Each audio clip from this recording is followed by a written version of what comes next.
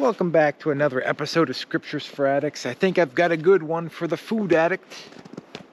And that food addict is me. So I really related to it and I felt I would share it with you. Also, doesn't need to pertain to food addiction, but we will be talking about food. I'm sure it might float your boat in another way.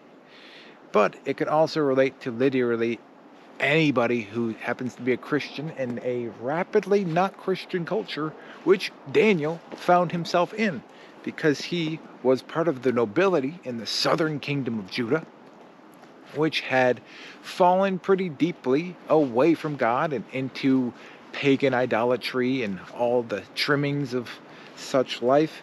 So God allowed it to be besieged for 70 years. And this is the beginning of the besiege, where King Nebuchadnezzar took some of the nobility, and as you'll see, if you would like to catch yourself up in the first 7 verses, he took their stuff, he took their best people, people without blemish, people of the nobility, to serve him and be taught their customs and their religions and their yada yada, this and that. And so here we are seeing Daniel, and he's obviously going to be fed the king's food and the king's wine, but there's a problem with that because to their food laws, the laws in the Mosaic covenant, they can't eat. There's a lot of things that could make something ceremonially unclean.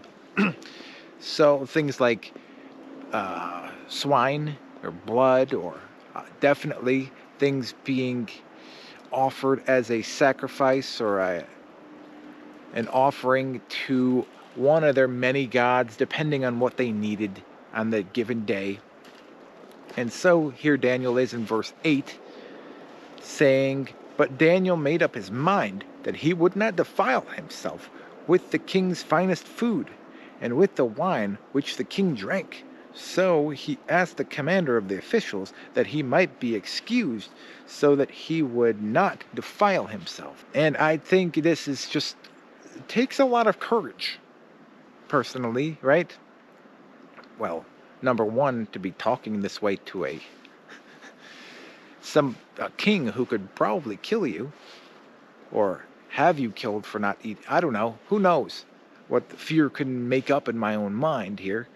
But I'm shown kind of how to act in these situations. Just the amount of confidence and the sense of self-respect, the lack of fear, and the faith in God and in love. And I'm just shown how to act in these situations because I guess I feel overly responsible for someone else's feelings, and I'm learning boundaries, and I'm learning what's mine and what's not mine, right? But I especially had this problem or fear, I should say, fears of rejection and abandonment, and how will people act if I can't eat their food? Will they be disrespected if I don't eat their food? But he's saying here, if I actually just go up to you with respect and humility and say, hey, I can't eat this food because of my restrictions. Maybe I would say, hey, if I had diabetes, I can't eat your pie because I'm a diabetic. Or for me, for some reason, I can't eat sugar and carbs. So I think your freaking fettuccine Alfredo is great for Thanksgiving or whatever, but I can't eat it because there's carbs in your pasta. And no disrespect, and for some reason my brain makes up a lot of, oh, they're going to be angry at you that you can't eat their food. And maybe this has to go back to childhood where you ate your green beans no matter what.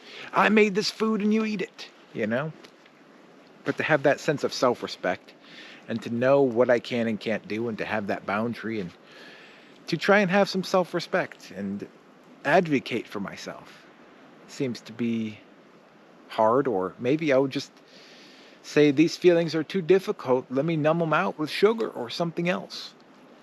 And Daniel's not doing any of this, but it pertains to me in that way. to be able to have that sense of self-respect, as doesn't come naturally to an addict like me, or I don't think it comes naturally to any addict. You know, when it's commonplace to say, I'm gonna go get hammered, I'm gonna go get smashed, I'm gonna go get trashed at a bar, I'm going to pay for it, and this is what I call fun. This is what I call relaxation. I'm gonna hurt myself. But you know, I don't think that way, right? It is different. It's a different. I mean, I certainly feel separated from other people because people can eat things with impunity, right? And I can't. And I think Daniel feels the same way. Hey, here are all these pagans. They have this different culture, this different language. They even took his name, you know? But he still serves God. And I think I still have to, you know, be who I am. Can I be in a world that can eat all of these things and not be of it and not hurt myself? Daniel seems to be able to do it. So it is possible. I'm working on trusting in love and in faith and the ability to tell the truth and not people please or try and control things by not disagreeing or making you happy or thinking I would make you sad or thinking I'm responsible for your feelings in the first place. And so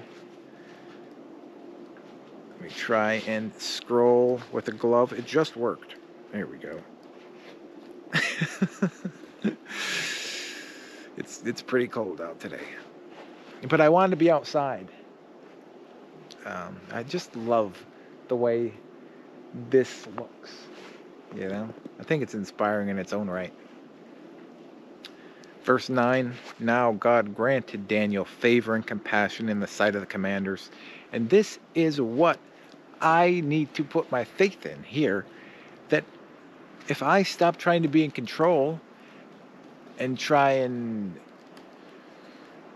do things to have power and control in myself, try and feel in control to feel safe, or to try and lie and manipulate, that if I let go and let God have the outcomes and tell the truth and have trust and in love in all of the things that might happen, all the spooky ghost stories I tell myself, God will have compassion on me. To believe the promises of God over my feelings. Did God promise that he wouldn't leave you or forsake you? Did God promise to provide for you? Did God say you're forgiven? Well, I believe it. Even though my feelings might not say that, or they might feel opposite, the promises of God are stronger than my feelings. Number 10 here, the commander of the officials said to Daniel, I am afraid of the Lord, the king, who has prearranged your food and your drink.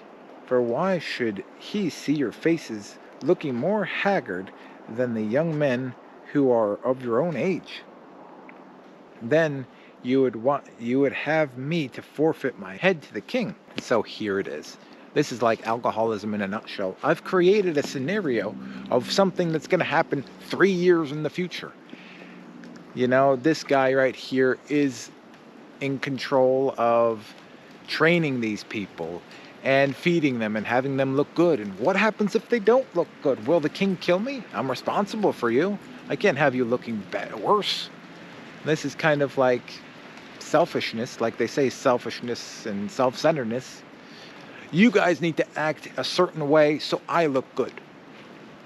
I don't care if you guys have to hurt yourself or go against your customs. Certainly, when fear is your God, it's just a bunch of stress and the need to control and manipulate people to get my way or the way I think things should go so I don't get hurt. But none of that is going to happen with God. That's what I want to come back to, is that faith in God that says in the acceptance paragraph there, right? Nothing is in God's world by mistake. Can I try and be grateful for everything that is here? See where the lesson is in God? If God is righteous and he allows something to happen in my life, it must be for my best good. Because God cannot be anything other than good. So can I trust? And that is hard to trust. And it is scary, potential feelings or things being taken away or whatever. But if God is taking it away or God is giving it to me, it must be for my good. 11. But Daniel said to the overseer whom the commander of the officials had appointed over Daniel, Hananiah, Misrael, and Azariah, please test your servants for 10 days, and let us be given some vegetables to eat and some water to drink. Then let our appearance and the appearance of the young men who were eating the king's finest food be observed and compared by you, and deal with your servants in accordance with what you see. So he agreed to this and tested them for 10 days. What's 10 days out of 3 years, right? At the end of the 10 days, they looked healthier and better nourished than any of the young men who had eaten the royal food. So the guard took away their choice food and wine they were to drink and gave them vegetables instead. Spoiler alert, it wasn't the vegetables. It was God. Can I allow God to do that instead of me trying to control and manipulate something out of fear, out of something that I think might happen in the future?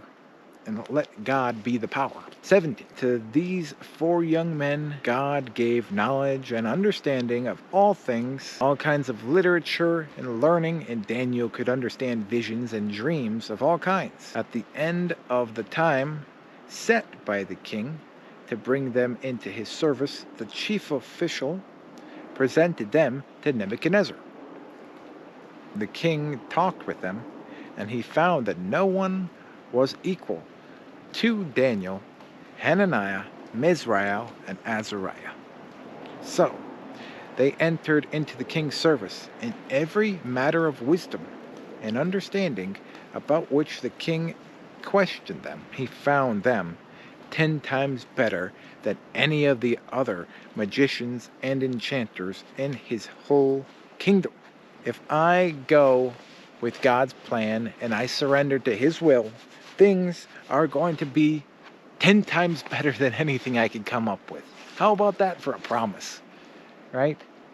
And I think it's good that they call him an enchanter or a magician, because it doesn't matter what this world calls us. It matters what God calls us.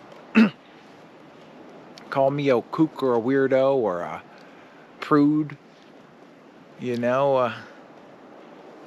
I know what God calls me. I know what the book of AA calls me. An intelligent agent spearhead of God's ever-advancing creation. You could try and put me down. But any other way, and it's just going to be worse, and I know that. And it's very difficult on a daily basis to surrender and to not take actions based on my thoughts and my fears and what other people think of me and how I want them to think better of me, and please don't leave me. But maybe leaving me is the best for me. Or maybe a job laying me off is what's best for me. Who knows? I know God knows, and God will always be there with me. And if God is allowing it, as he allowed the kingdom to be besieged, if he allows it, just the same way he was allowing Job to be tempted or any of this, he is allowing it. So it is for our best good, and I need to trust that. Just because it doesn't feel good doesn't mean it's not being allowed. But everything is happening in God's world for a purpose and for a reason. And, I'm trying to slink away from the self-pity and the poor me's there. No, this is difficult. It can't possibly be the will of God or something. And then I didn't record them there, but the last verses are nice, because it says, hey, even though he is in a foreign country, he is still serving God, and he is still faithful to God for the whole time of the besiegement, for 70 years. I think they said he might have come in when he was in his early 20s, and at the end he's closer to 90. So the whole time he is still serving them. He's still serving the king in love, but he's keeping his faith. And I think that's a lot of what we can do in this world. Because unless we work at a completely Christian organization, we are with non-believers, and we are with people who are not addicts. But can we still love them and serve them, even though we don't see eye to eye? And he definitely, they weren't the same. They have different religions. Maybe they have no religion at your job. Maybe whatever. But that's the thing. Can we still respect them and still love them and still show them who God is through our actions? Right? I think that's a good thing to show them who God is. Unconditionally loving God. Can we love them regardless of what their beliefs are? That's what God does. God unconditionally loves me, not based on the actions of my day, but because that's who He is. God is love and God is grace. And let's love and grace the world the same way Daniel is. May the God of hope fill you with all joy and peace as you trust in Him, so that you may overflow with hope by the power of the Holy Spirit. God bless you, and I'll see you in the next one. Subscribe for more encouragement. Take care.